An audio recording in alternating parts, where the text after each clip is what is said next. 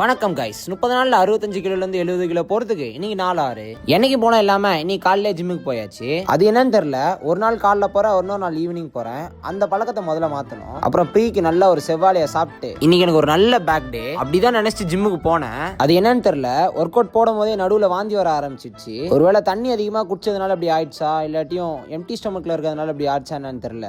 ஆனாலும் இன்னைக்கான work out split என்னெல்லாம் இருக்கோ அதெல்லாம் முடிச்சுட்டு வீட்டுக்கு வந்துட்டு இன்னைக்கு காலேஜ் கிளம்ப வேண்டிய வேலையெல்லாம் முடிச்சுட்டு அப்புறம் போஸ்ட்டுக்கு நம்ம எப்போதும் போல நம்ம குளுக்கோஸ் ஷேக் குடிச்சிட்டேன். அதுக்கப்புறம் நம்ம காலேஜ் எல்லாம் முடிச்சுட்டு வீட்டுக்கு வரும்போது இன்னைக்கு மீலுக்கு தேவையான சிக்கன்லாம் வாங்கிட்டு அப்புறம் வெயிலுக்கு நாம ஒரு கோலா வாங்கிட்டேன். டயட் கோலா தான் பார்த்தேன், ஆனா கடையில இல்ல. அதனால வெயிலுக்கு ஏதாவது இதமா குடிச்சா போதுன்னு அதை வாங்கிட்டு வீட்டுக்கு வந்துட்டேன். வந்து மீன்லாம் ப்ரிப்பேர் பண்ணி சாப்பிட்டு நைட்டுக்கா நண்பர்கள்லாம் சேர்ந்து பேச்சுலர்ஸ் பிரியாணி செய்யலான்னு ஒரு முடிவு எடுத்துட்டோம். எல்லாம் நல்லா தான் போச்சு. ஏன் அதிசயமா மசாலால இருந்து எல்லாமே கரெக்டா இருந்துச்சு. அதுக்கப்புறம் ஒரு சம்பவம் நடந்துச்சு. இதோ இந்த பதிவுல வராப்புல இந்த நண்பரை பாத்துக்கோங்க. இவர் தான் அந்த சம்பவமே பண்ணவரு. அது என்ன கதை நான் அடுத்த வீடியோல சொல்றேன். Stay strong.